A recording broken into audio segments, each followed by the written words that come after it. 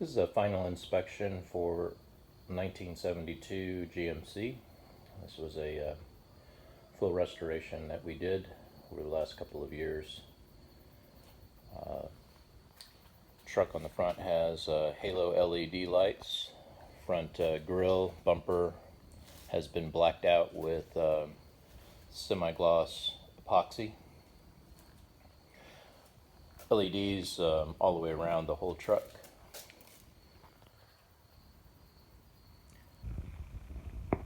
Sitting on some nice wheel and tire combinations. We did a 2-inch spindle drop on the front end, and we put on upgraded disc brakes with slotted rotors. You can kind of see your exhaust coming out the bottom here with a custom 3-inch pipe exhaust system with some master flow mufflers. Back end was dropped 3 inches with leaf springs. So this is going to ride like original, but it's going to be dropped to kind of get that low stance that we have. The exhaust right here, we're running out. We're going to be putting some black tips on those and cutting those back. It's the bed liner we just had done by Rhino.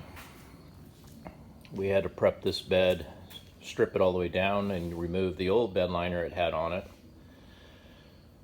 which took us about a week to get prepared. And then we took it up to Denton on a trailer and had it shot. Got LED tail lights, reverse lights, and our license plate light is hooked up there as well. We redid the rear end on this. It's got a new Positrack rear end differential installed. We also upgraded the rear gas tank. It has a new tank. And this tank has a filler located on the driver's side wheel well right here. So right underneath the wheel, we've got a gas cap filler. On the back side, you can see our disc brake conversion from drum. So this removes all the backing plate and all the drum shoes, wheel cylinders, and we adapt it to a more performance-based disc brake brake system. Going inside of the truck,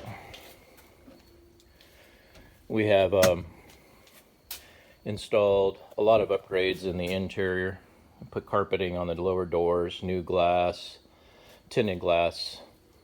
All the felts and channel whiskers have been redone. It's got power door locks that actuate on the alarm system, remote key fob. We've got the pedal upgrades, carpet is all new. We're sitting on top of 8-inch, kind of hard to see underneath the seat there, but underneath the seat are 8-inch subwoofer speakers and a couple of amplifiers. This is a custom interior console and seat with rails that was designed for this truck.